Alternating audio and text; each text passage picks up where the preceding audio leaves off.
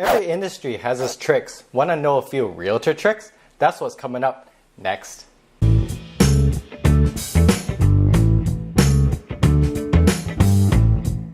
Hi, this is Alex from Rural Pacific Realty in Vancouver, and this is Canadian content. If you're new here, hello and welcome.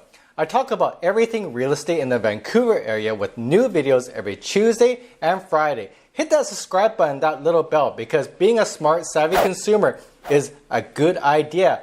The real estate industry has many tricks. It's important to know these tricks and how they influence your decision as a buyer or a seller. In this video, I'll discuss 4 tricks you should know about. Number 1, property dimensions. Property dimensions are always approximate, and this is indicated in small print in realtor advertising.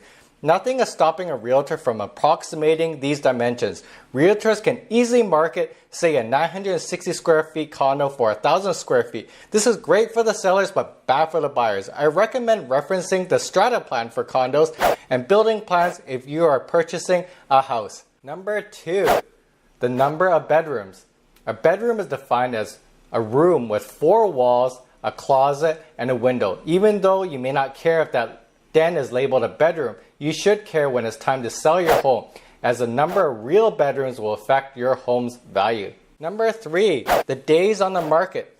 Buyers typically look at this stat. This stat indicates how long the home has been on the market. The lower the number of days on the market, the better in the buyer's perspective. If the days on the market is greater than 30 days, the buyers may feel that there is something wrong with the home and may shy away from viewing the home or writing an offer. The seller and the realtor may decide to remove the property off the market. This would reset the days on the market back to 0. So looking at the days on the market is not an accurate figure.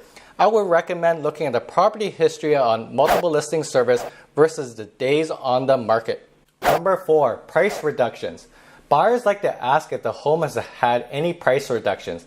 There is nothing stopping a realtor to list a home at $1.5 million and drop it to $1 million the next week. This makes it appear like it's a great deal to be had by the buyer, but the fact is that the price can be changed at any time with the permission of the seller. It is always wise to look at the price history of the property and how it relates to the market prices in the neighborhood. So there you have it, the 4 realtor tricks you should know if you're buying or selling real estate. If you have any questions, please reach out to me. If you're thinking of selling, view my playlist over here. Question of the day. What realtor trick did you come across that I didn't mention? Please leave it in the comments below. I will try my best to personally answer all the comments myself.